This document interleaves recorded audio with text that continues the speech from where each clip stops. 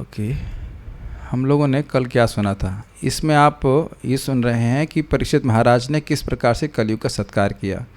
कल आपने सुना था, सूत उवाच ततः परीक्षित द्विजवर्य शिक्षया महिम महाभागवतः शशासः यथा हि सूत्याम अभिजात कोविदाः समादिशन विप्र महद गुणस्तथा। नेट चला गया, काफ़ी बाधाएं आ रही। आ गया अपना क्लासरूम तो दिख ही रहा है। Okay, can you here Anshu? Okay, ठीक है, फाइन। तो उसके बाद यानी कि पांडवों के महाप्रयाण के बाद परीक्षित महाराज ने महान ब्राह्मणों की शिक्षा के अनुसार महिम शशास पृथ्वी का शासन किया। वो कैसे थे परीक्षित महाराज? तो महाभागवत थे। यथा ही सूत्याम अभिजात कोविदा, जैसा सूत्याम अर्थात उनके जन्म के समय अभिजात कोविदा, जो जन्म के समय ज्योतिष होता है उसमें पटु थे, उन्होंने बोला था कि ऐसे गुण वाले होंगे। समादेशान अर्थात उनको बोला था उनके गुणों के बारे में। विप्र अर्थात शौनक ऋषि, हे शौनक ऋषि, ऐसा वो बोले थे। तो महद गुणस्तथा, उसी प्रकार के महान गुणों से युक्त परीक्षित महाराज थे। तो ये बात सुन ली थी आपने। उसके बाद आज क्या बोल रहे हैं उनकी शादी के बारे में और डिटेल्स के बारे में बोल रहे हैं।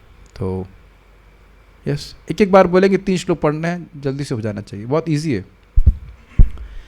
स उत्तरस्य तनयाम उपयेमा इरावती जन्मे जयादींश्च चतुरस् तस्याम उत्पादयत् सुतान।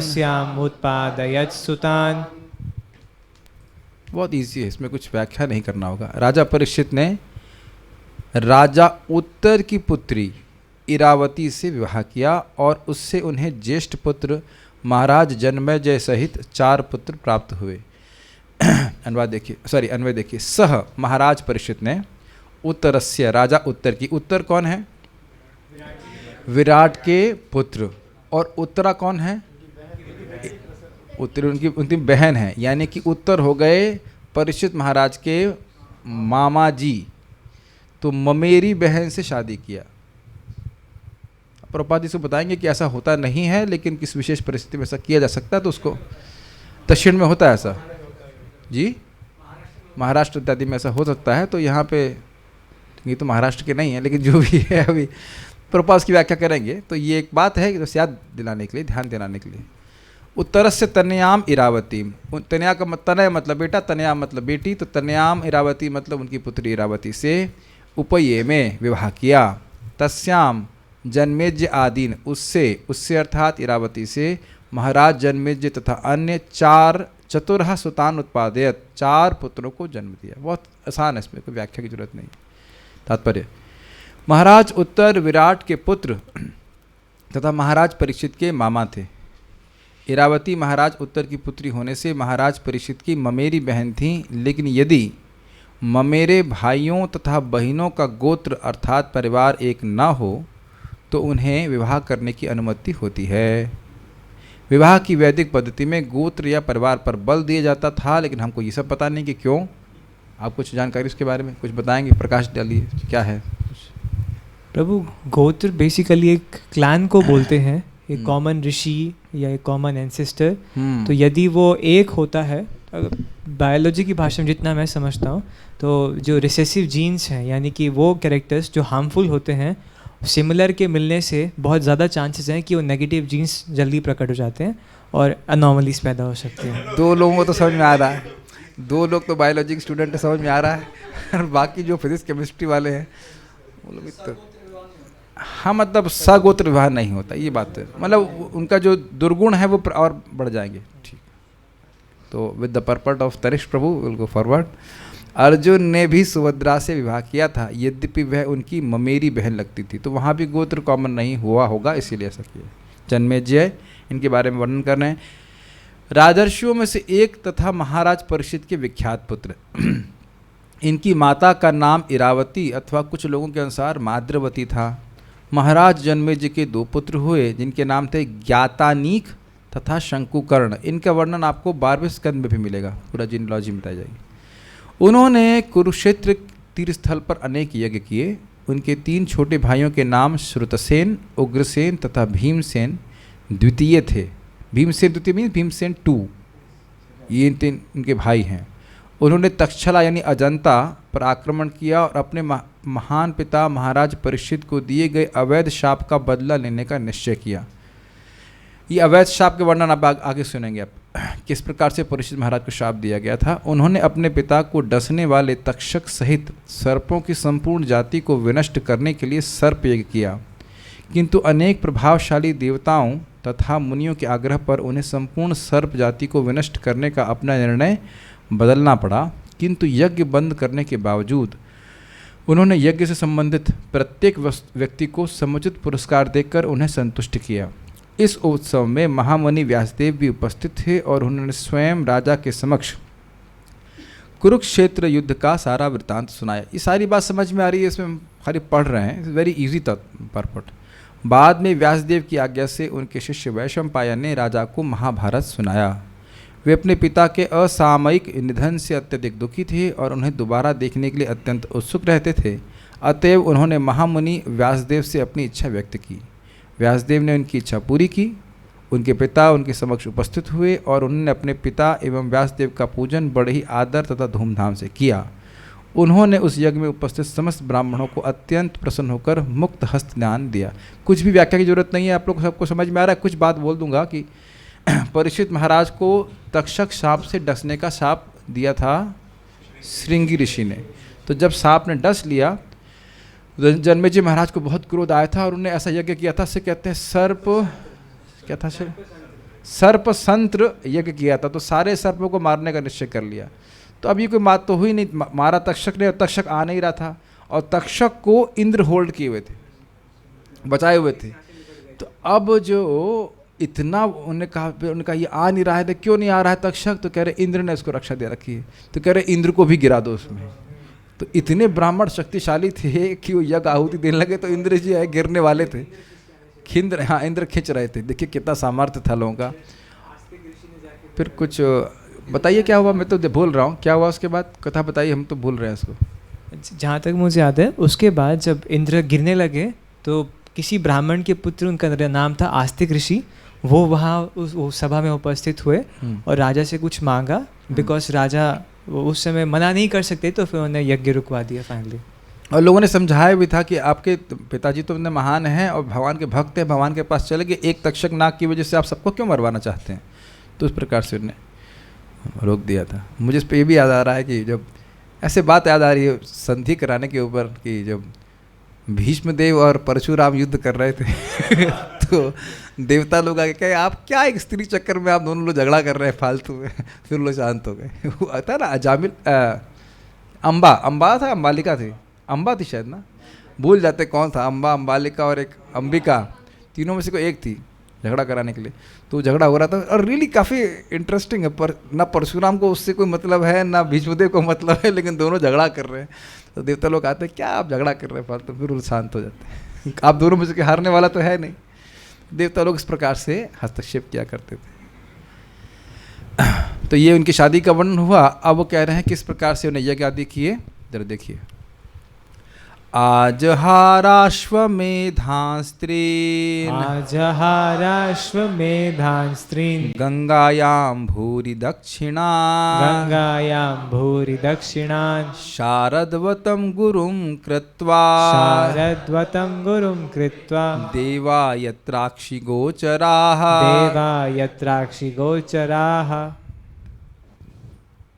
महाराज परीक्षित ने कृपाचार्य को अपना गुरु चुनने के बाद गंगा के तट पर 3 अश्वमेध यज्ञ किए। इन्हें आगंतुकों एवं निमंत्रितों को पर्याप्त दक्षिणा देकर संपन्न किया गया। इन यज्ञों में सामान्य लोग भी देवताओं का दर्शन पा सके। तो क्या बात आपको विशेष लगी इसमें? इतना समय लगा सोचने में। देवताओं को भी सामान्य लोग देख रहे थे। जैसे मान लीजिए जहाँ मुकुंद प्रभु बैठे हैं वहाँ शिव जी बैठे हों, और जहाँ पे प्रभु जी का नाम भूल गया, हाँ, आत्मनिवेदन प्रभु बैठे, वहाँ ब्रह्मा जी बैठे हों, तो बड़ा विशेष सत्र हो जाएगा कि नहीं। और जहाँ मैं बैठा हूँ वहाँ पे मैं भी इंद्रदेव बैठे हूँ ऐसे कुछ क्लास देने के लिए, समथिंग लाइक दैट। अब ऐसे सब लोग बैठे हैं तो आपको आश्चर्य नहीं लगेगा। आपने फोटो देखा होगा जब वो चित्रकेतु महाराज को शाप दे रही हैं दुर्गा देवी, तो दुर्गा जी बैठी हैं, शिव जी बैठी हैं, और महान महान ऋषि सब देवता लोग सब बैठे हुए हैं। That will be N assembly. मान लीजिए आपके दीक्षा समारोह में शिव जी बैठे हुए हैं तो आपको लगेगा कुछ विशेष। शिव जी, ब्रह्मा जी, इंद्र, चंद्र सब बैठे हुए हैं। अब ये सुन करके सामान्य व्यक्ति क्या कहेगा, भागवत कपोल कल्पना है। कपोल कल्पना नहीं है, तुम्हारी रेंज के बाहर। इसका मतलब ये नहीं कि वो कपोल कल्पना है, ये बहुत स्पेशल बात है। ऐसे हम पढ़कर आगे निकल जाएंगे, लेकिन कितनी विशेष बात है ना कि देवता साक्षात वहाँ पे आ रहे थे। साक्षात हो सकता है, क्या हो भी सकता है कि कथा हो रही हो तो अलक्षित रूप से हो, वो है, लेकिन सामने सामने नहीं दिखता है। आज भी कहा जगन्नाथपुरी में आते हैं ना, क्या नाम है उनका, विभीषण जी आते हैं, बलि महाराज भी आते हैं, लेकिन लोग देख नहीं पाते उनको। लेकिन यहाँ बोल रहे हैं कि साक्षात वो देख पा रहे थे, ऐसा जगह की अन्वय। एक्चुअली ये बात है कि इन सब बातों को सुनने से श्रद्धा होती है। भारत में इस बात सुनने को नहीं मिलती है तो लोग साइंस पे श्रद्धा रख लेंगे कि हम लोग बंदर से पैदा हुए, लेकिन ये नहीं मानेंगे कि देवता लोग आकर के देखते थे और यज्ञ में भाग लेते थे। और छोटा सा एक प्रश्न है, एकदम अब हिंट इस श्लोक से लेना है, आप प्रश्न का उत्तर देना कि युधिष्ठिर महाराज ने राजसूय यज्ञ क्यों किया था। ये पता है कि राजसूय यज्ञ किया था? एक मिनट, इधर भी निरुपाधिक प्रश्न करना चाहता हूँ। माता जी लोगों की तरफ से कोई उत्तर है कि राजसूय यज्ञ भगवान ने क्यों, सॉरी, युधिष्ठिर महाराज ने क्यों किया था? क्विज करते हैं, फिर हम पास ऑन कर देंगे प्रभु जी की तरफ से। नहीं पता है आप लोगों को? यस, क्यों? तो जाह्नवी प्रिया माता जी, माइक इज देयर। इस श्लोक से हिंट आपको मैं जानना चाहता हूँ, फिर भी आप प्रयास। भगवान चाहते थे कि वो करे राजसूय यज्ञ। भगवान चाहते थे, ये भी गलत नहीं है, लेकिन वो सारे मतलब जितने भी योद्धा मरे थे युद्ध में तो नहीं। Okay, will pass on to Prabhu ji now. You can have the other device ready, then we can have 2 mics if possible. Yes, return process. कोई बोलना चाहते हैं आपको? अरे आपको पता नहीं होगा, मुझे नहीं लग रहा आपको पता। आपको पता है? नहीं, वो नहीं करिए प्रयास। अभी आप नए हो, आज दूसरे दिन में कैसे मालूम कर लेंगे सब कुछ? हाँ, किसी को नहीं पता। हाँ, जो पांडु महाराज जी थे, स्वर्ग से वो चाहते थे ना कि यज्ञ हो, तो आई बिलीव ये अरे ये आप लोग समझ नहीं रहे, ये भागवतम के 13वें स्कंद के पहले अध्याय में ही है। हाँ, शौनक ऋषि का ये अध्याय तो रह गया। कहाँ से सुन लिया आपने राजसूय यज्ञ में पांडु महाराज बोल रहे हैं? कोई बात नहीं, कोई बात नहीं। Okay, yes Prabhu, you want to say? हाँ बोलिए। भगवान की कीर्ति का प्रचार, भगवान की कीर्ति का प्रचार करने के लिए। और बताइए हिंट यहाँ श्लोक से क्या है? अग्र पूजा का। अग्र पूजा, अग्र पूजा हुआ मतलब वहाँ पे सारे देवता उपस्थित हैं, शिव जी, ब्रह्मा जी, और फिर भी जो अग्र पूजा के योग्य है वो सर्वश्रेष्ठ है। तो मेन बात ये थी कि भगवान कृष्ण को भगवान के रूप में जन्माने के लिए, कि देखो ये शिव है, देख रहे हैं, ये यादव के जो वंशी हैं, ये क्षत्रिय है, लेकिन शिव जी और ब्रह्मा जी के सामने भी इनकी अग्र पूजा होगी, इसलिए राजसूय यज्ञ किया। ठीक है, अब याद रहेगा जी। अन्वय देखिए, सह उन महाराज परीक्षित ने, आप कहेंगे सह श्लोक में क्या था? अन्वय में देना पड़ता है। शारदवतम, शारदवतम का अर्थ है कृपाचार्य को, गुरुम कृत्वा, अब तो समझ रहे हैं संस्कृत, गुरु मान कर नहीं, गुरु चुन करके गुरु माना और किया खुद। जैसे बनारस में पान वाले को बोलते हैं गुरु थोड़ा पान लगाना, तो उस तरह से नहीं, गुरु मान लिया काम नहीं कर रहे, गुरु चुन करके उनके मार्गदर्शन में गंगायाम भूरी दक्षिणा, गंगा के तट पर पर्याप्त दक्षिणान यानी दक्षिणाएं देकर, दक्षिणा मतलब समझते, दक्षिणा का अर्थ ओरिजिन कहाँ से है? दाहिने हाथ से दी जाता है, ये सम्मान सूचित करता है। पता है आपको बात? कभी ऐसा नहीं, एक्चुअली ऐसा नहीं, गलत होता है। मान लो मैं फॉर एग्जांपल, हम लोग ब्राह्मण हैं या ब्राह्मण दीक्षित हैं, ब्राह्मण तो नहीं मान रहे अपने आप को, तो अब कोई मान लीजिए प्रसाद ले रहे हैं, अब अगर आप उसमें दान दे रहे हैं तो क्या झूठे हाथ से मैं दान, कोई भी ब्राह्मण स्वीकार कर सकता है, उसको बाएं हाथ से लेना पड़ेगा। बात आ रही तो हम थोड़ा बता रहे हैं, समझ रहे हैं। कई बार आपने देखा होगा कि भक्त लोग ब्रह्मचारियों को प्रसाद खिलाते हैं, वो खा के उठा नहीं है, हाथ झूठा है, और वो पैसा बांटना या दक्षिणा बांटना शुरू कर देते हैं। ये एटिकेट नहीं है कि खा रहा हो तभी बांटना शुरू कर, हाथ धुल करके आए तब उस दाएं हाथ से स्वीकार किया जाता है। गलत तो नहीं बोल रहे हैं ना, दाएं हाथ से दिया जाता है, दाएं हाथ से स्वीकार किया जाता है। और हम लोग भी अब क्या करेंगे, जब दे रहा है तो अब लक्ष्मी को मना तो नहीं कर सकते, बाएं हाथ से ले लेते हैं, लेकिन बाएं हाथ से नहीं लिया जाता है। अब ऑनलाइन ट्रांसफ़र कर दे तो एक अलग बात है, चाहे दाएं से बटन दबाए चाहे बाएं से करे, वो कोई दिक्कत नहीं है, लेकिन ये एक एटिकेट है। तो दक्षिण का, यही दक्षिण का अर्थ प्रदक्षिणा में भी ले लीजिए। तुलसी जी की प्रदक्षिणा कर रहे हैं, तो ये जब प्रदक्षिणा करते हैं अपने दाएं तरफ रखते करते हैं कि नहीं, तो ये अत्यधिक सम्मान को सूचित करता है। तो एक पॉइंट आ रहा है, दक्षिणा से याद आ गया, खुल के दक्षिणा दी है उन्होंने। तीन अश्वमेधान आजहारा, 3 अश्वमेध यज्ञ संपन्न किए। क्या विशेषता थी, तो कह रहे हैं यत्र देवा अक्षि गोचरः, जहाँ पर देवतागण आँखों द्वारा दृष्टिगत थे, दिख जाते थे। बहुत आसान सी बात श्लोक है।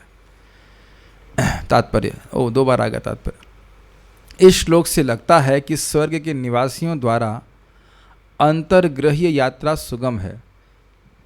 देखिए हम लोग तो भागवत सुनते हैं तो सहज श्रद्धा है, मान लीजिए अमेरिका में कोई चला जाए और ये सब बात बोले तो क्या उसने विश्वास होगा? वो तो यही मानेंगे कि ये लोग भावुक हैं और मनोकल्पना कर रहे हैं।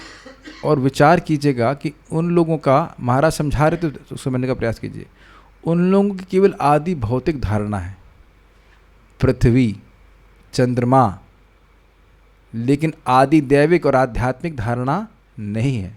इसको थोड़ा समझने का प्रयास कीजिए। आप लोग मेरा आदि भौतिक स्वरूप देख रहे हैं, ये शरीर, ठीक है, इसके अंदर मैं हूँ, आत्मा, समझ में आ रहा है? और इसको नियामक आदि दैविक देवता, इंद्र, चंद्र सब इसमें भी विद्यमान है शरीर में, सबके शरीर में, मेरे ही शरीर में नहीं, सभी के शरीर में रहते हैं।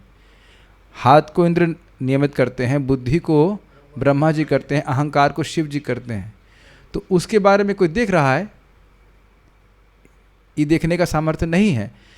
तो अब आप देखिए, ऐसा न होने के कारण लोग असम्मान कर रहे हैं प्रकृति का। Can you feel like that?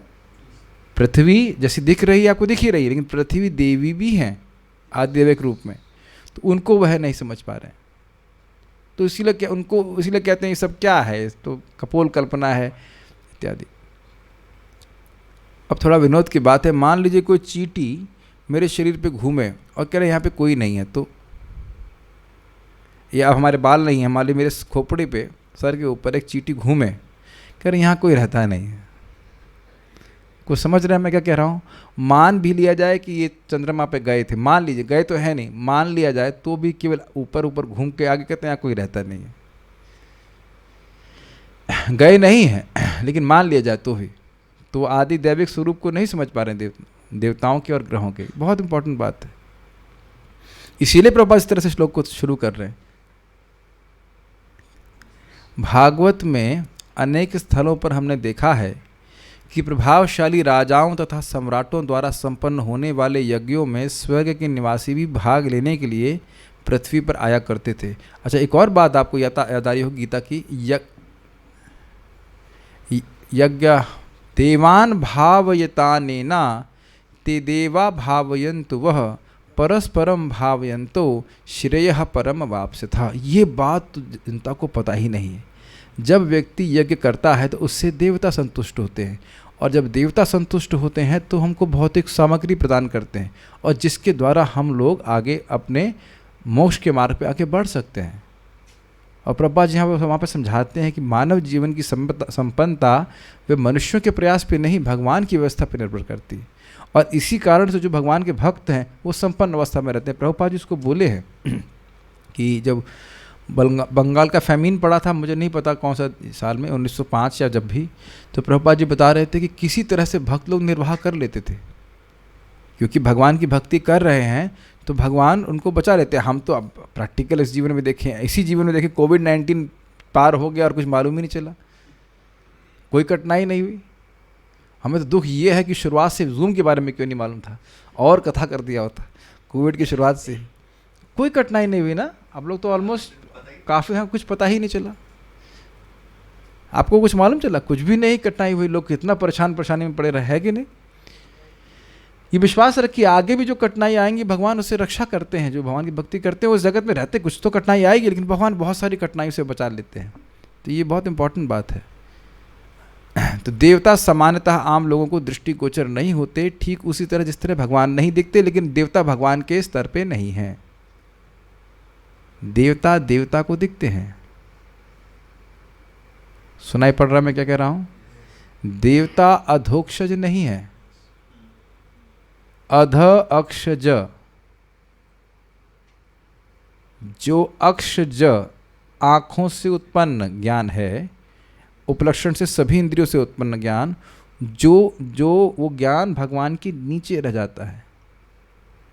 लेकिन देवताओं की इंद्रियां भी भौतिक हैं और उनकी इंद्रियां भी भगवान तक नहीं पहुंच पाती। तो ये मत सोचिएगा कि भगवान जैसे हम लोग को हम देवताओं को नहीं देख पा रहे हैं, जो देवता अधोक्षज हो गए। देवता अधोक्षज नहीं है, समझ पा रहे हैं? अधोक्षज रिजर्व अर्थ है भगवान कृष्ण के लिए। किसी को ही आप अधोक्षज नहीं कह सकते हो। एक छोटा सा क्विज यहाँ पे ले लेते हैं। अधोक्षज का दूसरा अर्थ कोई बता सकता है हमारे डियर डिवोटी? हाँ, ऐसे समझाता हूँ ना मैं। हाँ वही, हाँ बताइए, माइक पे बताइए। दूसरा अर्थ रस के लिए, रस आस्वादन करने के लिए। यस, और आराम से बताइएगा। हाँ जी, अध अक्ष ज। अक्ष जो होता है बोलते एक्सेस बोलते हैं, एक्सेल। एक्सेल उसके नीचे जो उत्पन्न हुआ है, यानी भगवान कृष्ण जो सकट था, सकट का एक्सेल था ना, तो उसके नीचे भगवान उत्पन्न हुए। लेकिन ये व्याख्या आपने पूर्ण नहीं करी। क्या भगवान सकट के नीचे पैदा हुए थे? नहीं, सकट गिर गया था और तो भगवान बच गए, तो ये माना गया कि उनका दोबारा जन्म हुआ। इसलिए कह रहे हैं अधोक्षज, अध अक्षज। ये खाली आस्वादन करने के लिए है, यहाँ इसका कोई प्रयोजन नहीं है, लेकिन हम खाली शब्द आ रहा था तो मैं इसकी व्याख्या कर रहा था।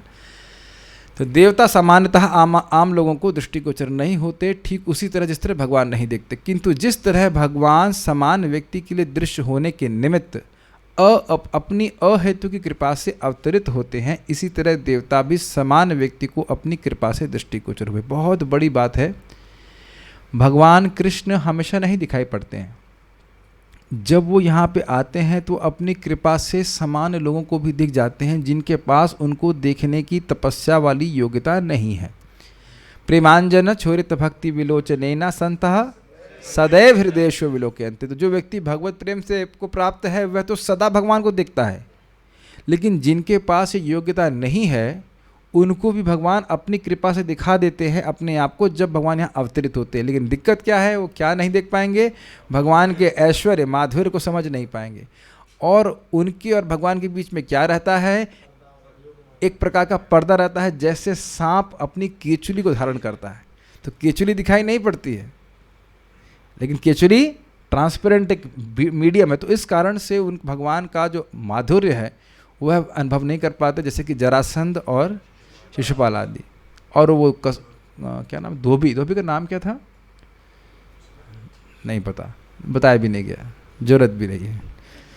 यद्यपि स्वर्ग के निवासी इस पृथ्वी के लोगों को आँखों से दिखते नहीं, किंतु यह महाराज परीक्षित का प्रताप था कि देवताओं ने दृश्य होना स्वीकार कर लिया।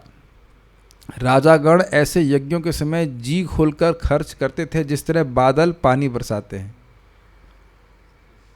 बड़ा सुंदर प्रभुपाद जी का टीका है, बहुत सुंदर टीका, बड़ी काव्यात्मक टीका है। जरा देखिए, बादल आखिर पानी का दूसरा रूप ही तो है, अथवा दूसरे शब्दों में पृथ्वी का पानी ही बादलों में रूपांतरित होता है। इसी प्रकार ऐसे यज्ञों में राजाओं द्वारा दिया गया दान प्रजा से ही संग्रह किए गए कर का दूसरा रूप होता है। कितना सुंदर काव्यात्मक वर्णन कर रहे हैं। किंतु जिस तरह जब प्रचुर वर्षा होती है तो वह आवश्यकता से अधिक प्रतीत होता है, उसी तरह ऐसे राजाओं द्वारा दिया गया दान भी प्रजा की आवश्यकताओं से अधिक प्रतीत होता है। समझ में आया? Can you appreciate the beauty of purpose? कितना प्रभुपाद जी काव्यात्मक रूप से लिख रहे हैं, अद्भुत तात्पर्य है। आचार्यों ने इसमें कुछ ज़्यादा बोला नहीं है। See this is what Srila Prabhupada appreciation of Shrimad Bhagavatam. हम लोग पढ़ के आगे निकल जाते हैं ना, हाँ निदान दिया, लेकिन कितना सुंदर प्रभुपाद व्याख्या कर रहे हैं। चलो आप लोग उसको मनन कर पा रहे हैं। जब बारिश बहुत होती है तो लगता है ना खूब बारिश हो रही है, तबीयत से बारिश हो रही है, और बारिश कहाँ से आई है? समुद्र से आई है। तो कह रहे हैं कि यहाँ पे खूब अपने यज्ञ में खूब उन्होंने, भूरी शब्द है, बहुत सारे दान दिए, लेकिन वो दान के लिए वस्तुएं कहाँ से आई? वो है प्रजा से ही आई। लेकिन प्रजा को लगा कि इस यज्ञ में बहुत दान दिया जा रहा है। अब क्या लग रहा है आप समझ रहे हैं कॉन्ट्रास्ट में, कि जो प्रजा से कर उठा रहे हैं वो दान दिया जा रहा है भूरी भूरी तरह से, लेकिन कहाँ जा रहा है? स्विस बैंक में जा रहा है, लेकिन वह प्रजा को नहीं दिखाई पड़ रहा है। और इसी और कोई यज्ञ करने का तो मतलब ही नहीं है। संतुष्ट प्रजा कभी राजा के विरुद्ध संघर्ष नहीं करती, अतएव राजतंत्रीय राज्य को बदलने की कोई आवश्यकता नहीं पड़ती थी। अगर आपको याद हो तो ये बात प्रभुपाद जी कह रहे थे, पहले भी कल ही कह रहे थे कि नए नए नियम बनाने की जरूरत नहीं है। अगर राजा ट्रेंड है तो प्रजा बड़ी खुश होकर के उसके मार्गदर्शन में चलना चाहती है। अब मेरा एक प्रश्न है, आपने एक प्रश्न इसी पर आधारित है। हमारे ही देश में इतने राज्य क्यों बदले हैं? मैं स्वतंत्रता के बाद की बात कर रहा हूँ। इतनी सरकारें क्यों बदल रही हैं बार बार, ऑलमोस्ट हर 5 साल के बाद? अपने नियम को लाना चाहते हैं और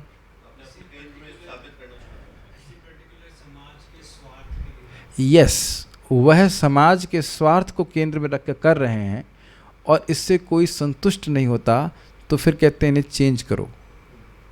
लेकिन आप देख रहे हैं परीक्षित महाराज सबको कृष्ण भावना भावित बना रहे थे, तो उससे लोग वाकई संतुष्ट हुए, तो उसने कहा कभी चेंज मत करो, except Shringi Rishi, he had his own plan.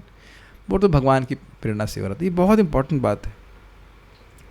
कोई व्यक्ति अगर हमको इस प्रकार से शिक्षा दे रहा है, समझा रहा है, मदद कर रहा है कि वो अपने जीवन में भगवान को केंद्र में रख कैसे रखा जाए, तो उससे हम वाकई संतुष्ट होंगे। ये सीखना होगा। आगे जाके आप देखेंगे 5वें स्कंद में, क्या नाम है उनका, भरत महाराज ने ऐसा राज्य किया कि लोग मोक्ष भी नहीं चाहते थे। It's amazing. कोई भी नहीं राज्य में मोक्ष चाहता था, मोक्ष भी नहीं चाहता था। अभी भी लोग मोक्ष नहीं चाह रहे हैं, लेकिन मैं क्या बोल रहा हूँ, मोक्ष भी नहीं चाहता था। स्वर्ग की तो बात छोड़ दीजिए, ठीक है। महाराज परीक्षित जैसे राजा के लिए भी मार्गदर्शन के लिए गुरु की आवश्यकता थी, लेकिन हम लोगों को गुरु की कोई ऐसी ज़रूरत नहीं है। या कभी कोई लोग बोल देते हैं तुम अपने गुरु स्वयं बनो, तुम्हें गुरु स्वीकार करने की जरूरत नहीं है। तो ये बन गए ना गुरु उनके, लिटिल कृष्णा। क्या तुम इस्कॉन में जाकर के ये गुरुओं के चक्कर में पड़ रहे हो? तुम अपने गुरु स्वयं बनो। तो अगर गुरु लिटिल कृष्णा हमारी बात मानते हैं तो हम गुरु हो गए कि नहीं? तो लिटिल कृष्णा को बोलना चाहिए, हाँ गुरुदेव आपकी ही बात मान रहा हूँ, मैं किसी गुरु की बात नहीं मानूंगा, तो आपकी बात भी नहीं मानूंगा। कि नहीं? तो ये से कितने लोग, एक और, हाँ बहुत लोग आप सुनेंगे हम गीता मानते हैं, हम गुरु को नहीं मानते। गीता मानते हैं आप, तो गीता में भगवान क्या बोले, तद विधि प्रणिपातेना परिप्रश्न सेवया उपदेक्षन्ति ते ज्ञानम ज्ञानिना तत्वदर्शिनः। तो क्या गीता मानते हैं? मुख्य मानते हैं, मुख से मानते हैं बस। बहुत अच्छी बात है। देखिए बात बहुत सिंपल लगती है, लेकिन अगर थोड़ा सा विचार करें कि कहाँ परीक्षित महाराज जिसने भगवान का दर्शन हृदय में किया है, क्षमा कीजिएगा माँ के गर्भ में किया है, वह भी यज्ञ कर रहे हैं, तो ये नहीं कह रहे हैं हम तो भगवान को देखा है अब क्या करना है, अब छोड़िए ब्राह्मण की जरूरत नहीं, हम अपने आप ही सब कुछ कर लेंगे। कितना इंपॉर्टेंट बात है ना। ऐसे मार्गदर्शन के बिना आध्यात्मिक जीवन में प्रगति कर पाना संभव नहीं है।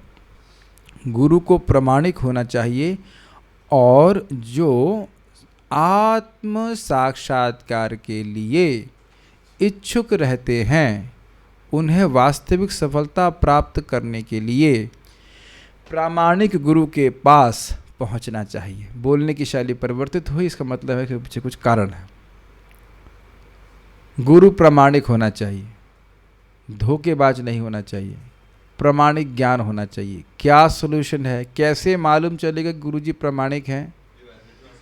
3 प्रश्न।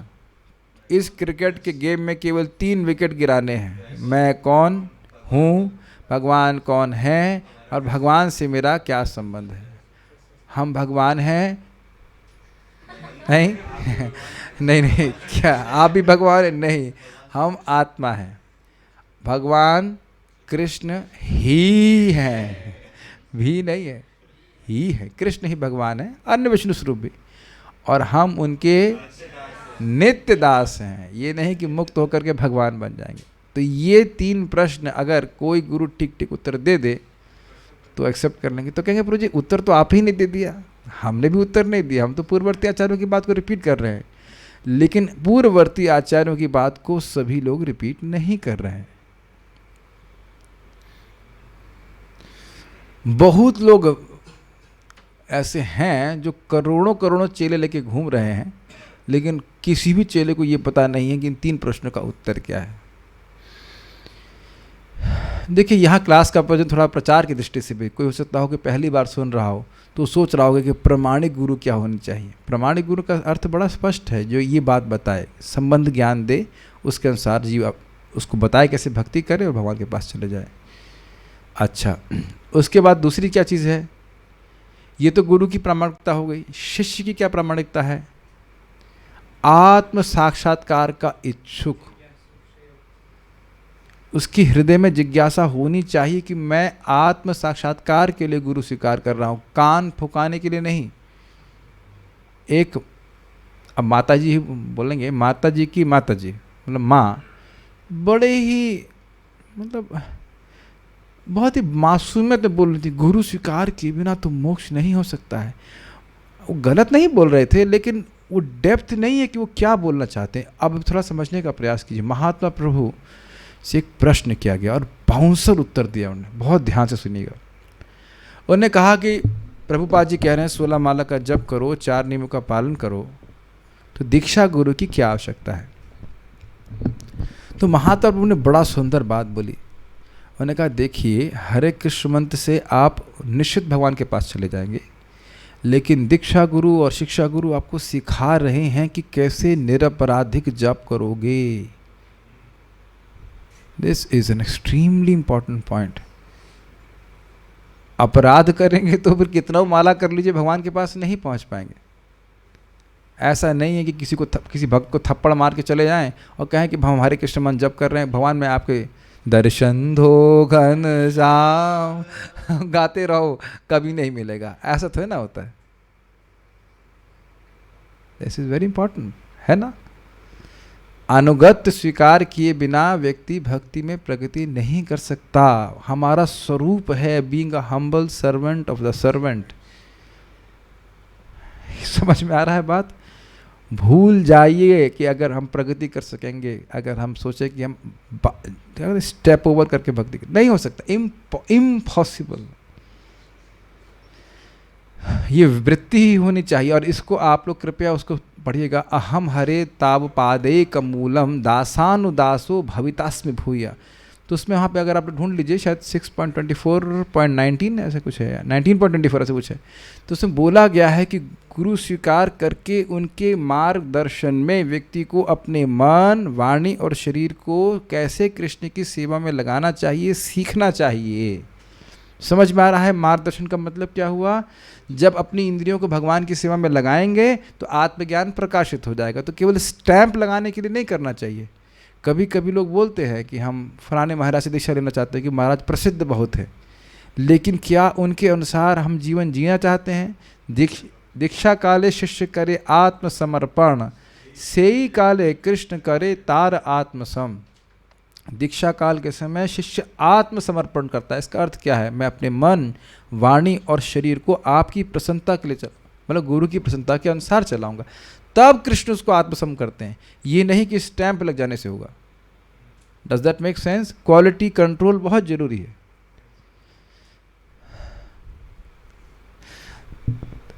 कैसे कैसे लोग आते हैं। अब यहाँ पे बात आ जा रही है, देखिए कहाँ कहाँ से लोग कृष्ण भावना में आते हैं। तानिश प्रभु बता रहे थे भी कुछ दिन पहले, आज चले गए ना वो। हाँ, तो एक व्यक्ति आए थे आश्रम ज्वाइन करने के लिए।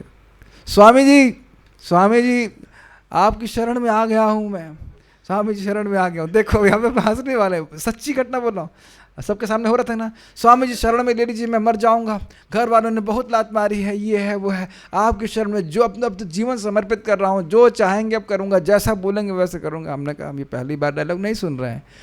अच्छा, फिर तानिश प्रभु बताया कि उनको अकेले पूछे, प्रभु जी क्या सिगरेट के लिए आप पैसे दे सकते हैं?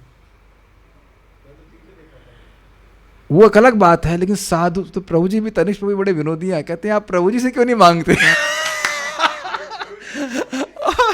और उसके बाद वो इतना भोला वाला कहते हैं वो तो भगवा पहने, उनसे कैसे मांगेंगे? तो अब आप देखिए कि क्या वो आत्म साक्षात्कार के लिए आए हैं। तो कितना कितना आप देख रहे हैं कि लोग कहाँ कहाँ जाकर के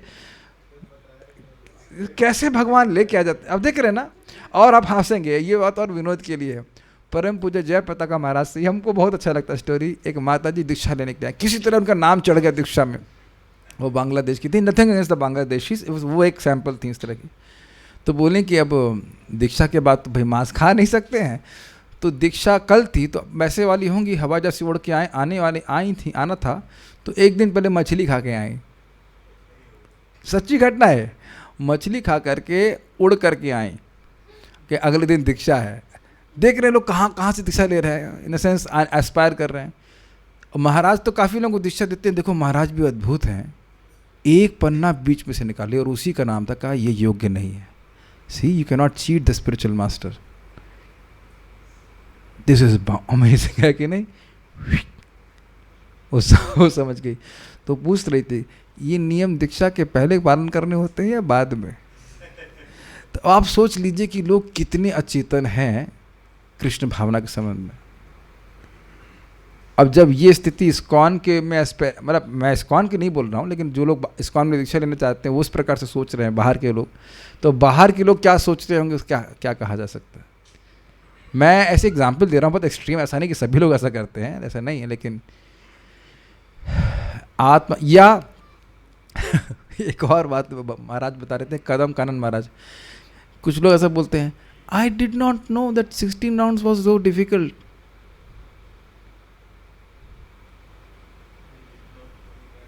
समझ में आया? वाकई ऐसा लोग बोलते हैं, दीक्षा लेने के बाद कहते हैं कि 16 माला करना तो बहुत मुश्किल था, मुझे तो पता ही नहीं था। तो फिर तुम्हें दीक्षा क्यों, तुमने ली क्यों? या तो मोस्ट प्रोबेबली करवा दी गई होगी, ये भी हो सकता है। तो इसके लिए समझ में आना चाहिए जो आत्म साक्षात्कार के लिए इच्छुक है। मैं इस पर बहुत अच्छी बात मुझे लग रही है। देखिए जो लोग IAS में जाने के लिए इच्छुक हैं, वो घड़ी देखते हैं अपनी पढ़ाई के लिए, वो सोचते हैं कि हमको तपस्या करने में हम तपस्या कर रहे हैं, तपस्या तो बहुत करते हैं, खाना पीना भी कुछ कम करते हैं, चना वना खा कर पढ़ लेते हैं, कि नहीं? क्यों कर लेते हैं आप ये बताएंगे कि क्यों कर लेते हैं? बड़े बड़े एग्ज़ाम देने वाले लोग क्यों नहीं उस पर करते हैं? और भी लोग दिख रहे हैं हमारे सामने, ऋषि मुनि दिख रहे हैं जो खूब तैयारी की है कि नहीं? दिख ही रहे हैं। हाँ, आप बताएंगे क्यों कर लेते हैं, क्यों क्यों वो तपस्या की तरफ ध्यान नहीं देते? पेपर निकालना होता है उसमें, पेपर निकालना होता है, मतलब दृष्टि लक्ष्य के ऊपर है।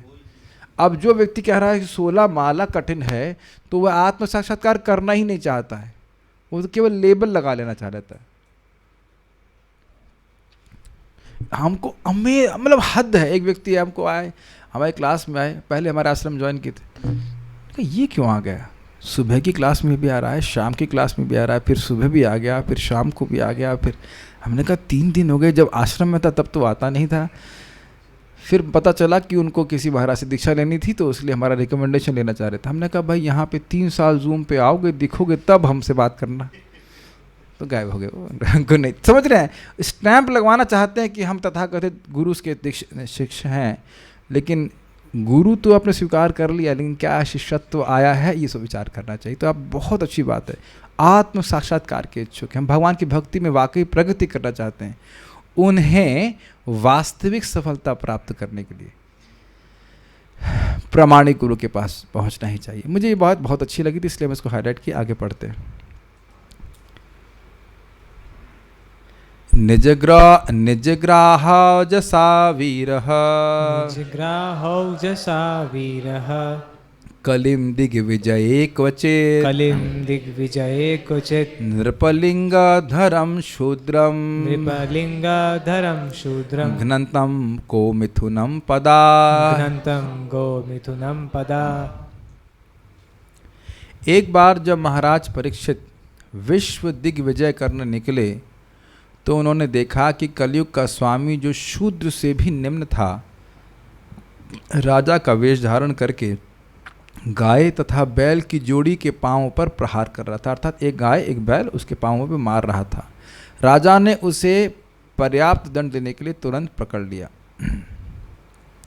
अन्वय देखिए, सह सप्लाई किया, उस वीर पुरुष महाराज परीक्षित क्वचित ने एक बार, एक्चुअली ने परीक्षित के संग लगना चाहिए तो थोड़ा मिस्टेक हो गई, क्वचित अर्थात एक बार, दिग्विजय विश्व को विजित करने के मार्ग पर, अर्थात वह उस मार्ग पे गए चल रहे थे जिसके द्वारा वो विश्व पे विजय प्राप्त करते भ्रमण कर रहे थे, ये अर्थ हुआ। नृपलिंग धर्म, लिंग मतलब चिन्ह होता है, तो कह रहे हैं राजा का वेश धारण करके विचरण करने वाले।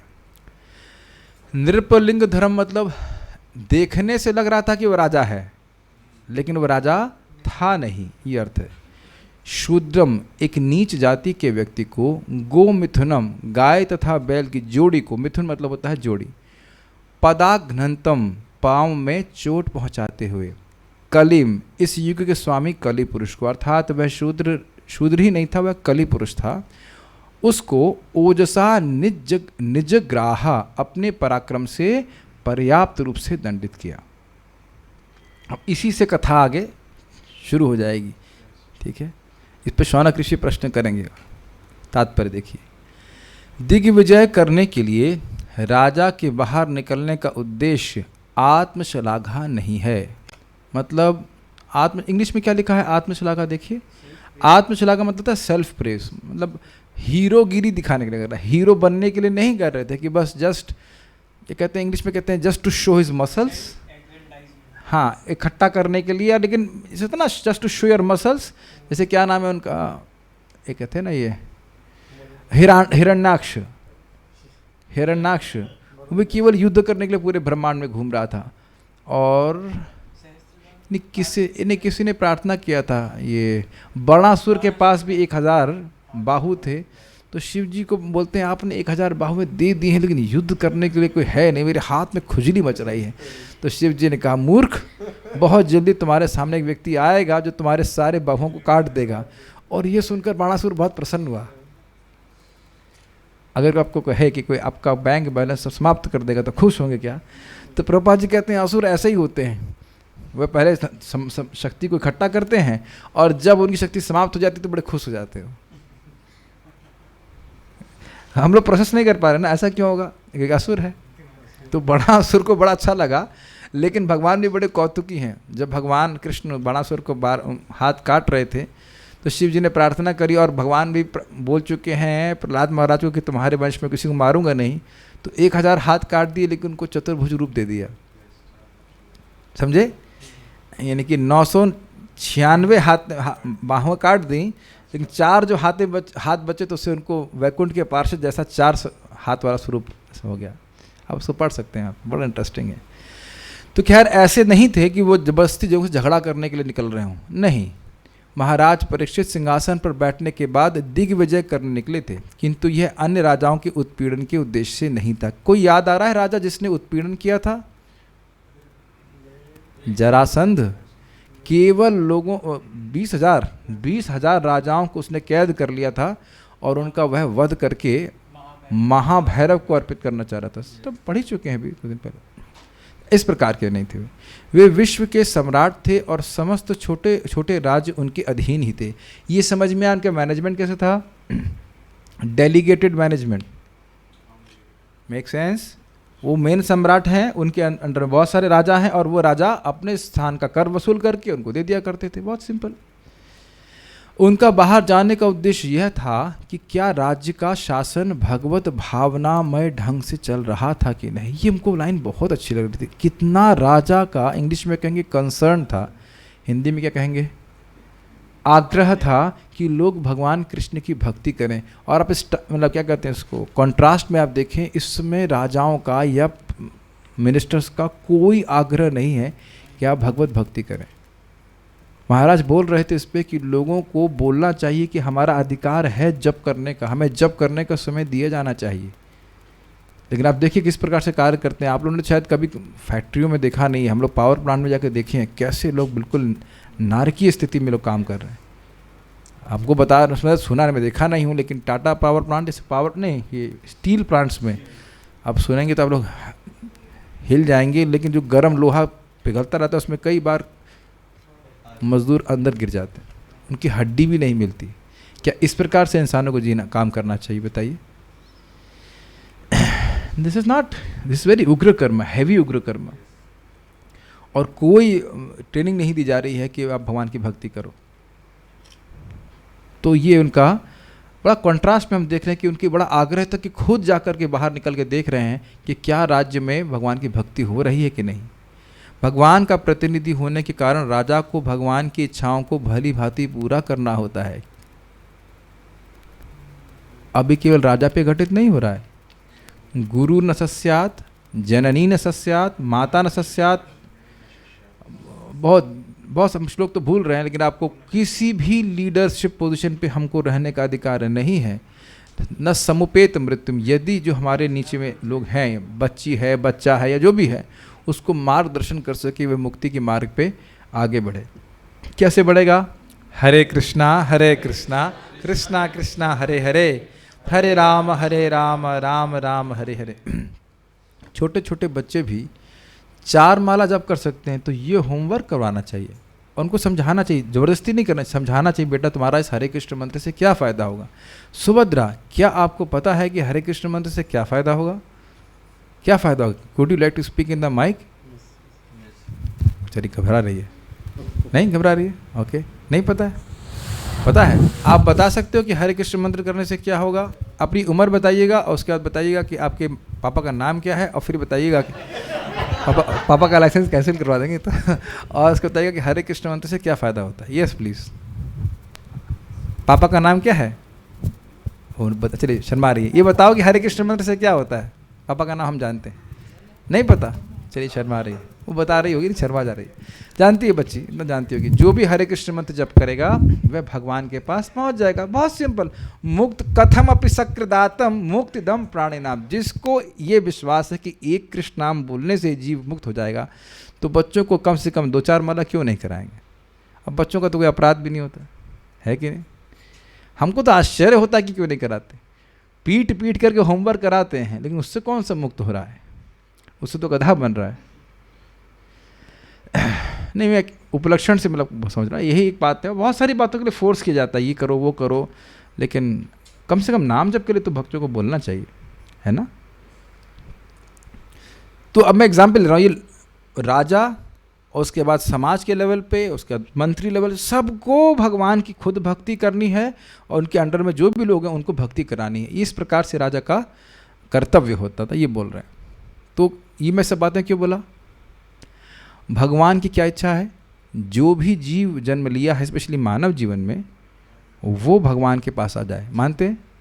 अब उसके निमित्त आपके द्वारा भगवान ने किसी जीव को शरीर दिया है, वो माता पिता की बात करें, या किसी जीव को आपके अनुगत में भेजा है शिष्य के रूप में, तो मार्गदर्शन देने का बड़ा सिंपल तरीका है। जो भगवान ने बात बोली है वो बताइए। मन मना भव मद भक्तु मद याज इमाम नमस्करो, ये कृष्ण भावना में रहते हैं। तुम बेटा कृष्ण की शरण में जाओ, भगवान की भक्ति करो।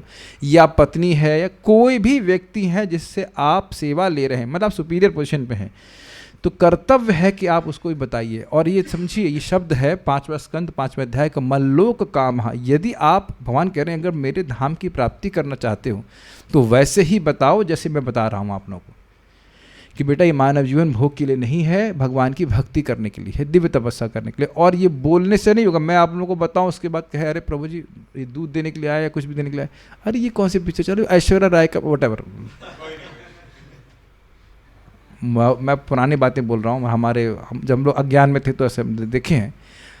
तो ये तो कोई बात नहीं हुई ना। मैं कहूँ देखो मंगल आरती में नहीं करना, और पता हम 8 बजे ब्रश कर रहे हैं, तो क्या सिखाएंगे आप लोगों को बताइए? यद यद आचरति श्रेष्ठस तत्तदेव तरोजना। तो बोलने के साथ साथ हमें अपने उसको जीवन में अप्लाई करना होगा, तब तो हम कुछ बात तो सीखेंगे, समझ रहे हैं? Your actions speak so loud I can't hear your words. सुना है आपने? बहुत अच्छा, समझ में आया ये बात? आपके कर्म इतना जोर से शोर कर रहे हैं कि जो आप बोल रहे हो हमें सुनाई नहीं पड़ रहा है। हर व्यक्ति देख रहा है कि मैं एक व्यक्ति को पूछा, आप इस व्यक्ति का नाम जानते हैं? तो हाँ हाँ ये व्यक्ति वही ना जो बहुत सोते हैं। अच्छा, इसका मतलब रिसर्च चल रही, कौन क्या कर रहा है सब लोग देख रहे हैं कि नहीं? इसमें आत्मश्लाघा का प्रश्न ही नहीं उठता। अतएव जो ही महाराज परीक्षित ने एक निम्न जाति के मनुष्य को राजा के वेश में गाय तथा बैल की जोड़ी के पांव पर प्रहार करते देखा तो उन्होंने तुरंत उसे बंदी बनाकर दंड दिया।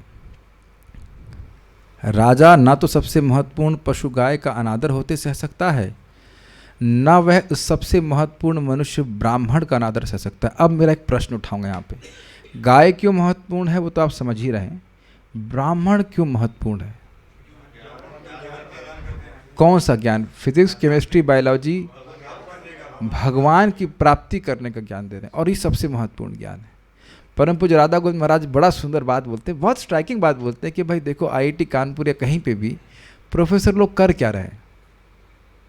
पढ़ रहे हैं और पढ़ा रहे हैं, और उसके लिए कितनी कितनी सैलरी, मैं समझता हूँ शायद 2.5 लाख रुपए सैलरी मिल रही है। और अब उनसे पूछ लिया जाए कि इस एजुकेशन से कोई व्यक्ति मुक्त हो रहा है क्या? नहीं हो रहा है। लेकिन काम तो केवल पढ़ने और पढ़ाने का हो रहा है ना। अरे चलो ये तो बहुत दूर चले जाइए, नर्सरी के भी आजकल बच्चों को पढ़ाते हैं तो भी 50-50, 60-60 हज़ार रुपये मिलता है। अब जो कोई व्यक्ति भगवान का ज्ञान दे रहा है उसकी सुविधाओं का ध्यान कितना रखना चाहिए। और देखिए ये जो व्यक्ति जो भागवत पढ़ाएगा या कुछ भगवत भक्ति के बारे में पढ़ाएगा, ही कैंट अफोर्ड लग्जरी। वह भोगमय जीवन व्यतीत करके भागवत नहीं पढ़ा सकेगा सच्चे मायने में, तो उसकी आवश्यकता तो वैसे ही कम है। Does it make sense? उसकी आवश्यकता वैसे कम हो, भागवत वैसे ही आवश्यकता कम कर देती है। भागवत सुनने वाले व्यक्ति की, पढ़ने वाले की, सुनने वाले की जो इच्छाएं वो तो भगवान ऐसे ही खत्म कर देते हैं। तब विक्रीडितम कृष्णा निर्णाम परम मंगलम कर्णपीयूषमास्वाद्य तजन्ति अन्य स्पृहाम जना, अपने आप ही समाप्त कर देती भागवत। लेकिन सम्मान होना चाहिए, ये सम्मान होना चाहिए, बहुत बड़ी बात है। श्रीमद् भागवतम का प्रवचन कोई भी प्रामाणिक रूप से कर रहा है वो अत्यंत सम्माननीय है। हम कल्पना नहीं कर सकते कि कितना बड़ा ज्ञान दूसरों को दिया जा रहा है इस तरह से। मानव सभ्यता का अर्थ है ब्राह्मण संस्कृति को आगे बढ़ाना और उसके पालन के लिए गो रक्षा अनिवार्य है। गाय के दूध में चमत्कार है क्योंकि इसमें उच्चतर उपलब्धि के लिए मनुष्य की शारीरिक स्थिति को बनाए रखने के लिए सभी आवश्यक विटामिन रहते हैं। तनिष्क प्रभु जी रोके, यस। लेकिन एक बड़ी रुचिकर बात, अब मुझे ये याद नहीं आ रहा, मुझे लग रहा है परम पूज्य राधा गोविंद महाराज से हम श्रवण किए थे या महाराज जी से, परम पूज्य वृंदावन चंद्र महाराज से, दोनों में से किसी एक से सुने थे। बात बड़ी सुंदर थी, कह रहे थे केवल दूध पीने से बुद्धि नहीं आती है। That's very striking. केवल दूध पीने से सद्बुद्धि नहीं आ जाती है। सर्प भी दूध पीता है लेकिन उसका जहर बढ़ जाता है। ये अलग एंगल है। सोच रहे हैं भक्ति कर रहे हैं और दूध इत्यादि मतलब शाक भोजन कर रहे हैं तो ठीक है, अच्छा बुद्धि रहेगी, लेकिन केवल दूध पीने से नहीं हो जाएगा। हिरण्यकशिपु तो दूध क्या, वह तो पानी भी नहीं पी रहा था लेकिन उसका दैत्यपना गया नहीं। स्वीकार? काफ़ी एक पॉइंट यहाँ पे आ रहा, तो अलग एंगल भी आ रहा है कि भगवान के, ठीक है दूध पीजिए अच्छी बात है, लेकिन भगवान की भक्ति करना बहुत जरूरी है। ये सहायक है, लेकिन ऐसा नहीं कि दूध नहीं पिएंगे तो भागवत नहीं बोलेंगे। हमारे यहाँ पे तो बहुत लोगों के दूध बंद करवा दिए गए हैं, फिर भी जब हो रहा है भागवत हो रही है, ठीक है कि नहीं? हाँ, आए हैं दूर से कहीं से। ब्राह्मण संस्कृति तभी प्रगति कर सकती है जब मनुष्य को सत्गुण विकसित करने की शिक्षा दी जाए। ये बहुत अच्छी बात है, प्लीज़ ध्यान से सुनिए। और उसके लिए दूध, फल तथा अन्न को तैयार किया गया, अन्न का तैयार किया गया भोजन मूल आवश्यकता है। इस पे हम थोड़ा कुछ कहना चाहेंगे। देखिए कई बार लोग पूछते हैं कि प्याज लहसुन में क्या दिक्कत है। दिक्कत आपके दिमाग में है। आत्म साक्षात्कार के लिए रजोगुण और तमोगुणी भोजन कभी अच्छा नहीं होता है। तो क्योंकि आत्म साक्षात्कार में कुछ मतलब ही नहीं है, तो फिर आप कुछ भी खाएंगे और कुछ भी बोलेंगे, उससे क्या फ़र्क पड़ता है? Does that make sense? Prabhupada ji इसको नेक्टर ऑफ इंस्ट्रक्शन के इंट्रोडक्शन में समझाते हैं कि जब व्यक्ति को पहले गोस्वामी बनना होता है और सतगुण में स्थित होना पड़ता है, तब उच्चतर बातें प्रकट होंगी, नहीं तो बोला भी जाएगा तो व्यक्ति समझ नहीं पाएगा। आप लोगों ने अनुभव किया होगा जब चीज़ें बड़ी सूक्ष्म होती हैं डिस्कशंस में, तो समझ में कभी कभी नहीं आती हैं। क्यों नहीं आती हैं? बुद्धि स्थूल है, स्थूल मोटी बुद्धि। कहो कि आलू का दाम 5 रुपये किलो गया, हाँ नहीं 5 रुपये क्या, 5.25 रुपये था, समझ में आ जाएगा। लेकिन अगर यह समझाओ, मेरा अनुभव है, मैंने ये समझाने का प्रयास किया एक जगह कि इंसान और जानवर में क्या अंतर होता है, तो वो बहुत भारी लग रहा था।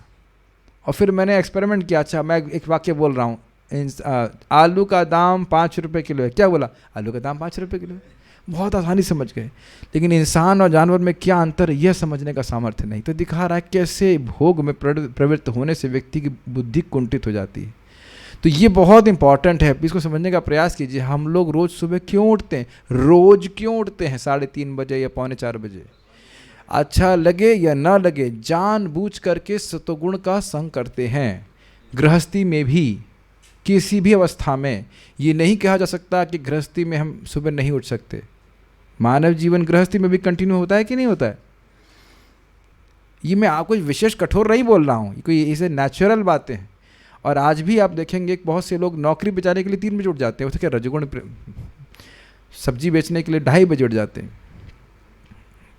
तो ये कोई बहुत विशेष बात नहीं है। प्रभुपाद जी बोलते Mangal Aarti, going to Mangal Aarti is not tapasya, it's fun. Do you agree? Okay, maybe. If nobody jumps on you when you pay obeisances.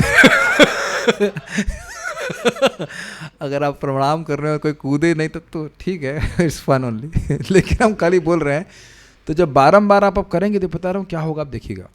जब बारंबार आप नियमित रूप से नियमित जीवन जिएंगे तो सत्वगुण की वृद्धि होगी। Here very carefully, regulated life will lead to mode of goodness, mode of goodness will lead to regulated life। अभी लोग क्या चाहते हैं, बस अब जब मन में आएगा तब सोएंगे, तो जब मन में आएगा तब उठेंगे।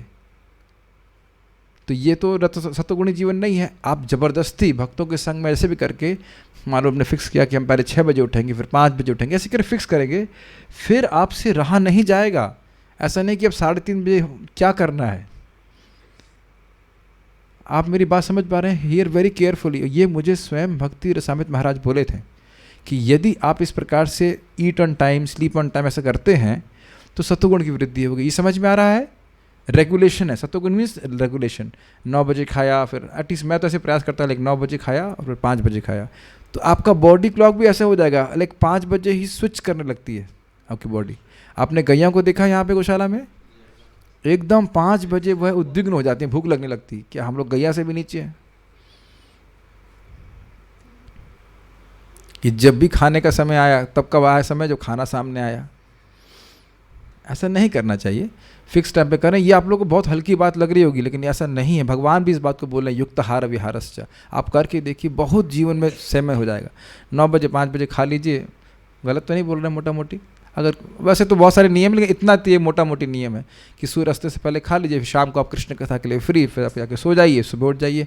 और इसमें ही आपको क्या होगा, जैसे सत्वगुण बढ़ने लग जाएगा तो आपका मन स्टेबल होने लग जाएगा और फिर आपको नाम में रुचि प्राप्त होने लगी। तदा रजस्तमो भावः कामलोभादयश्च चेते रेतेर नाविद्यम स्थितम सत्वे प्रसीदति। क्लियर?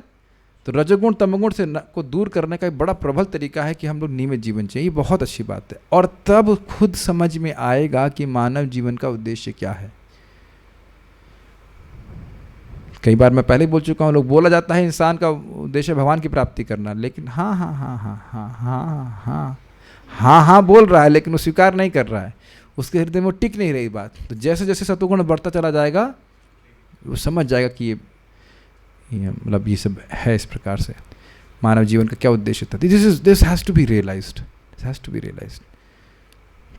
महाराज, मुझे याद है कि एक बार हम जब NTPC में थे तो हमने व्यक्ति थोड़ा प्रीचिंग किए, जो हमारा एकदम इमीडिएट बॉस था, तो बोला देखो मानते सबको है, लेकिन जब पड़ती है तो अपनी ही देवी की पूजा करते तो उसका शक्ल देख रहा था, मतलब हम क्या सिद्धांत बोल रहे हैं गीता भागवत से, वो कान में जा करके न टकरा करके गिर जा रहा है। तो चुप रहा, मैंने ठीक है प्रसाद खिला देते। मुझे इतनी हंसी आ रही थी। मैं वहाँ के लोग कहते हैं कि दीक्षा के ज़रूरत होती है प्रचार करने के लिए। हम वहाँ पे art of mind control class दिए थे, वहाँ पे डीजीएम वीजीएम वगैरह सब आए थे, सब बताए इंसान जानवर में क्या अंतर है और मनुष्य जीवन में ये वो। फिर मैंने पूछा और हलवा बांट दिए बाद में, मैंने क्या अच्छा लगा आपको, कुछ पूछ रहा, हलवा अच्छा बनाया आपने और कुछ नहीं ग्रहण कर पाए कि ये आध्यात्मिक ज्ञान क्या है। तो जो लोग भी स्पेशली यंग अवस्था में भक्ति करने का मौका मिल रहा है, don't under estimate it, don't under estimate it. इस समय हमारी जो बुद्धि चल रही है वो वृद्धावस्था में नहीं चल पाती। लोग ऐसा नहीं कि हम निंदा कर रहे हैं, समझ ही नहीं, वो पहले का संस्कार कितना है। सोचिए कृष्ण लादनी माता जी, आप अभी से लेकर के 50 साल तक भक्ति करते रहो तो कुछ और सोचोगे क्या 50 साल के बाद? कितना कठिन होगा 50 साल के बाद कुछ नया चीज़ ग्रहण करना। Make sense? अब सोच लीजिए जो 55-56 साल में कृष्ण भक्ति में आ रहा है, ठीक है वो भी अच्छी बात है, लेकिन उसके लिए सिद्धांतों को समझना कितना कठिन हो जाएगा। तो बहुत बड़ा भाग्य है किसी को अगर युवा अवस्था में भक्ति करने को मिल रहा है। You can not imagine the fortune. Jesus Christ के शब्द थे, catch them young and the possibilities are infinite.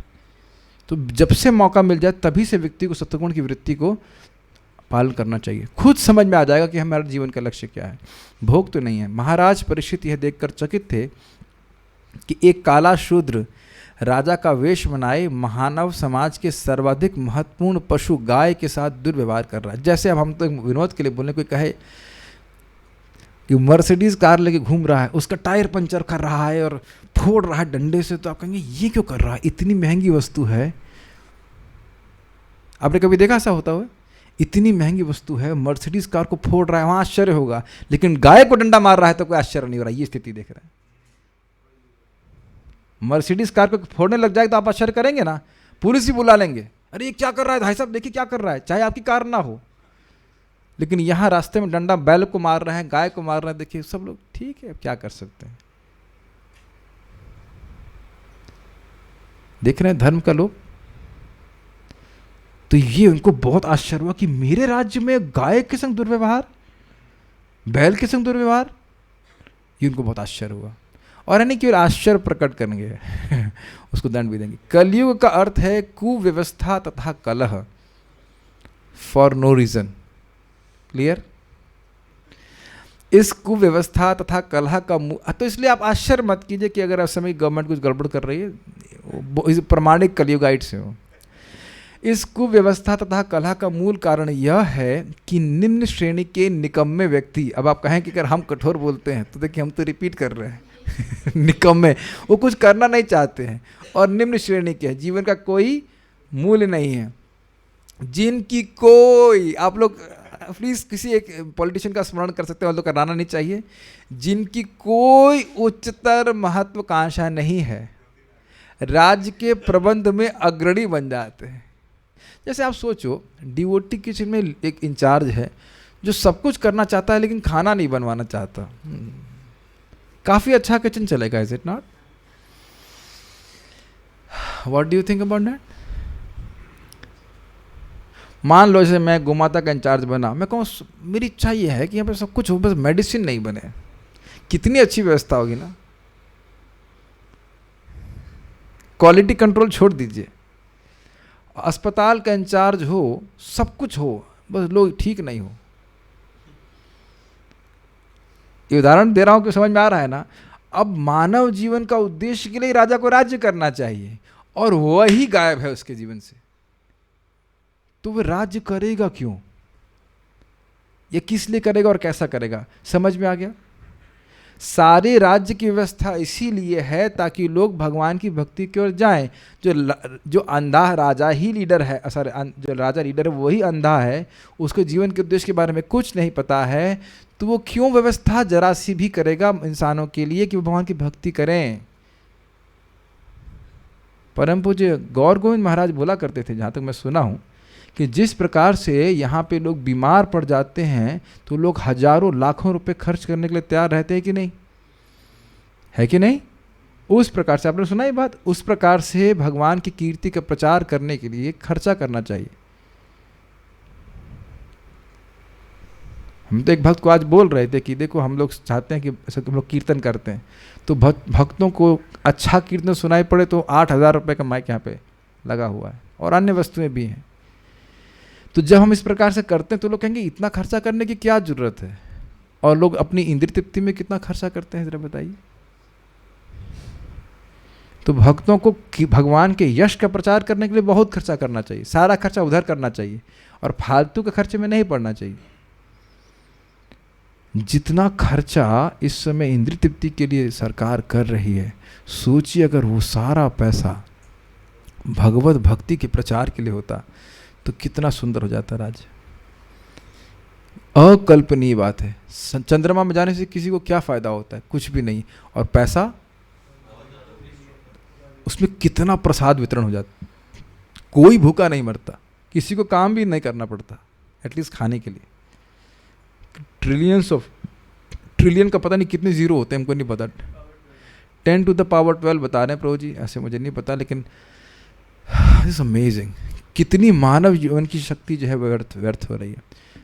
क्या कर सकते हैं। लेकिन एक बात भक्तों को समझना चाहिए कि कम से कम इस प्रकार की सरकारों के ऊपर विश्वास छोड़ देना चाहिए कि ये हमारा कुछ कल्याण कर सकें। कल्याण करेगी भागवत, कल्याण करेगा भगवान का नाम, श्रील प्रभुपाद की कृपा, भगवान की कृपा, इनसे कोई उम्मीद अब न रखें। राजा के पद पर ऐसे लोग निश्चित रूप से सर्वप्रथम गाय तथा ब्राह्मण संस्कृति को हानि पहुंचाते हैं। अब देखिए हमारा देश धर्म निरपेक्ष है कि धर्म उपेक्ष है? तो निष्कर्ष यही निकलेगा कि धर्म की उपेक्षा ही हो रही है। हम तो अब कई बार इस बात को बोल चुके हैं। बचपन में मैं तो 4वीं 5वीं में पढ़ा हूँ, मॉरल साइंस की किताब हुआ करती थी, वो भी ऑप्शनल टाइप की थी। अब तो हमने सुना है वह भी समाप्त हो गई है। एक लड़के को, प्यारे प्यारे बच्चे को, भक्त को उनके पिता बोले, तुमको क्या बोला था, तुमसे क्या उम्मीद थी कि पढ़ाई करके मानव बनोगे? अच्छा डायलॉग था, लेकिन उनसे पूछो क्या पढ़वाने के लिए भेजा था? लॉ पढ़ाने के लिए। लॉ पढ़ करके, लॉ ही पढ़ते हैं ना, हाँ, लॉ पढ़ के इंसान बन जाता है। और जो लोग लॉ नहीं पढ़े वो इंसान नहीं है। और उनसे पूछ लो कि जिन्होंने पढ़ाया था, आप पूछ भी लेना, जिन्होंने क्या कहते हैं, जिन्होंने पढ़ाया था, उनसे पूछो इंसान जानवर का अंतर क्या है, और उनके पास उत्तर नहीं होगा।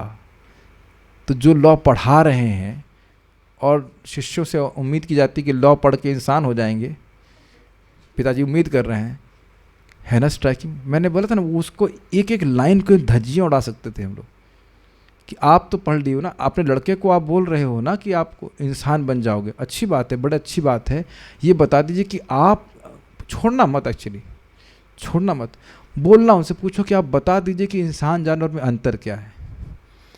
तो निष्कर्ष तो यही निकलेगा कि धर्म है। तो धर्म का अर्थ क्या है? तो आप देख रहे हैं, हियर वेरी केयरफुली, जैसे ही आपने इंसानों से धर्म को निकाला तो क्या हो गए? वो पशु हो गए। और पशुओं को कंट्रोल करना इजी होता है कि नहीं? Because they have no brains. मैं फिर से इस बात को बोल रहा हूँ दूसरे तरीके से, आजकल की शिक्षा सभ्यता लोगों को इंद्रिय संयमित करने के लिए नहीं सिखाती। सुनाई पड़ रहा है? क्योंकि जैसे ही आप इंद्रिय संयमित करना शुरू कर दोगे, you will become independent of people who want to exploit you. अगर हम इंद्रिय तृप्ति नहीं चाहते तो लोग हमारा शोषण नहीं कर सकते हैं। सुनाई पड़ रहा है? 14-15 घंटे के लिए मैं काम नहीं करने वाला। कुछ दिख रहा है? और आजकल लोगों को इसीलिए कि देखो पिक्चर देखने जाओ, तुम कार खरीदो, ये इत्यादि इत्यादि इंद्रिय तृप्ति के लिए लगा रहे हैं कि क्या कहते हैं, ट्रेनिंग दी जा रही है, प्रलोभन दी जा रहा है। इसी कारण वो 14-14, 15-15 घंटे काम करने के लिए उत्सुक है। नहीं तो नहीं करने वाले, बताइए, करने वाला है। एक छोटा सा उदाहरण, राजा कृष्णदेव राय हुए, उनके राज्य में एक ब्राह्मण थे और बड़े ही अच्छे ब्राह्मण थे। तो एक बार राजा कृष्णदेव राय बंगाल के राजा थे, उसको कुछ दान देने के लिए गए। उन्होंने बोला कि आप हमसे कुछ दान स्वीकार किए, तो ब्राह्मण ने कहा नहीं, मुझे कुछ नहीं चाहिए, मेरे ही घर में आंगन में एक इमली का पेड़ है, उसकी चटनी या सब्जी जो भी रहता हो, साग जो भी मेरी पत्नी बना देती है, और मेरे शिष्य कुछ चावल लेके आ जाते हैं, वो चावल और इमली की चटनी खा के मैं संतुष्ट हूँ, मुझे आपका कुछ नहीं चाहिए। See how independent he was. Chanakya की कथा तो मैं कल सुना चुका हूँ आप लोगों को। सी, तो सबसे पहले गाय और ब्राह्मण संस्कृति का ही हानि पहुंचाते हैं, जिससे सारा समाज नरक की ओर आगे बढ़ता है। ब्राह्मण मतलब जो इंडिपेंडेंटली थॉटफुल हो, शास्त्र से इंडिपेंडेंट नहीं, लेकिन विचार। एक और रुचिकर बात है, भक्ति वैभव महाराज बता रहे थे, कह रहे थे कि इंग्लैंड में एक फिलोसोफर है, बड़ा विनोदपूर्ण बात है, तो कह रहे था, उनका वक्तव्य सुनिए। उन्होंने कहा कि normally people don't think, I think once in a week, so people think that I am a great philosopher. समझ में आया कि इंसान प्रायः सोचता नहीं है, नहीं सोचता ना, मैं हफ्ते में एक बार सोचता हूँ, समझ आ रहा है, विचार करता हूँ, तो लोग सोचते हैं कि मैं बहुत बड़ा दार्शनिक हूँ। और महाराज बड़ा अच्छा बात बोले, और आप लोग इसको समझने का प्रयास कीजिए। In Krishna consciousness you think every moment. अगर आप भजन कर रहे हैं तो आपके चित्त में, भागवत सुन रहे हैं तो आपका चित्त मननशील हो जाएगा। बार बार ये शब्द आ रहा है, मननशील, सार असार विवेकी। क्या सार वस्तु है, क्या आसार है, कैसे जीवन को जीना चाहिए, क्या ये कार्य कर रहा है उससे क्या लाभ होगा, क्या आप लोग चित्त में होता हुआ देख रहे हैं? यस, ये डायरेक्ट चेतो दर्पण मार्जन का आपका प्रैक्टिकल अनुभव है। और ये देख पा रहे हैं कि हमारे माता पिता को नहीं दिखाई पड़ रहा है, ये देख पा रहे हैं आप लोग जो लोग भक्त नहीं हैं। जिस प्रकार की ब्राह्मणी संस्कृति का हानि होती है। स्वयं महाराज परीक्षित ने प्रशिक्षित होने के कारण संसार के सारे झगड़े के मूल कारण की गंध पा ली थी। क्या है संसार के झगड़े का मूल गंध? ब्राह्मण संस्कृति का हनन और गाय के प्रति अपराध। अतएव इसे प्रारंभ में ही रोक देना चाहते। तो अब इस पे शौनक ऋषि प्रश्न करेंगे कल कि किस प्रकार से उनको रोका, कली को किस प्रकार से रोका, और क्या इसका संबंध कृष्ण कथा से है, और अगर है तो हम इसके बारे में बताइए, तो उसको हम कल सुनेंगे। I just take up some comments और क्वेश्चंस, स्टॉप हियर। क्या शिक्षा गुरु होने से जप अधिक लाभकारी हो जाता है? जी बिल्कुल हो जाता है, बिल्कुल हो जाता है। शिक्षा गुरु बताएगा कि शिक्षा गुरु के बाल नहीं नोचो। कहने का मतलब है कि क्या अपराध होते हैं वो है शिक्षा देगा। समझ रहे हैं मेरी बात? बहुत शिक्षा की जरूरत है। बड़ा परम पूज्य आप राधाकुंड महाराज का सुनिएगा प्रवचन, वो कौन सा है वो, 24 गुरु। तो उसमें कहते हैं कि लोग दीक्षा हो जाती है, लोग सोचते हैं हम तो परफेक्ट हो गए। यहाँ देखिए क्या बोल रहे हैं, भगवान बोल रहे हैं शिक्षा लेनी चाहिए, शिक्षा लेनी चाहिए। बहुत शिक्षा लेने की जरूरत है, बहुत शिक्षा लेने की जरूरत है। तो कहाँ कहाँ अपराध कर रहे हैं, नहीं कर रहे हैं, वो सब सीखता है व्यक्ति। अब देखिए पॉइंट क्या है, जो ये व्यक्ति प्रश्न कर रहा है वो इस तरह से वही वहाँ स्टैंपिंग चालू हो गई। हमारे शिक्षा गुरु कौन है? So and so. शिक्षा की क्या लिया? कुछ नहीं, जीरो। हमारे काउंसलर कौन है? ये है, लेकिन क्या सिखा रहे हैं, क्या सीखे? वो जीरो। तो शिक्षा गुरु का मतलब क्या? शिक्षा जब आपने ग्रहण नहीं करी तो शिक्षा गुरु काय के लिए? I am proud to have a शिक्षा गुरु like you whom I never listen. What is the point of your becoming saying a शिक्षा गुरु or whatever? है कि नहीं? यहाँ पे एक व्यक्ति आए, मेरे को 2000 रुपये दिए, कहते हम आपका दर्शन ही देख करके पवित्र हो गए। हमने कहा और जो हम दर्शन दे रहे हैं कृष्ण भावना का, वो तो नहीं स्वीकार किए। बहुत मज़ेदार। महात्मा प्रभु बता रहे थे कि परम पूज्य राधानाथ महाराज 3 घंटा क्लास दिए। बाद में व्यक्ति बोला, आया महाराज के पास, Maharaj can you give us blessings? तो महाराज कह रहे थे यही तो दे रहा था 3 घंटे से। उसको नहीं ग्रहण करना चाहता। ओके ठीक है, और कोई प्रश्न यहाँ पे नहीं है। सो चल स्टॉप हियर। श्रीमद् भागवतम की जय, श्रील प्रभुपाद की जय। भागो मत।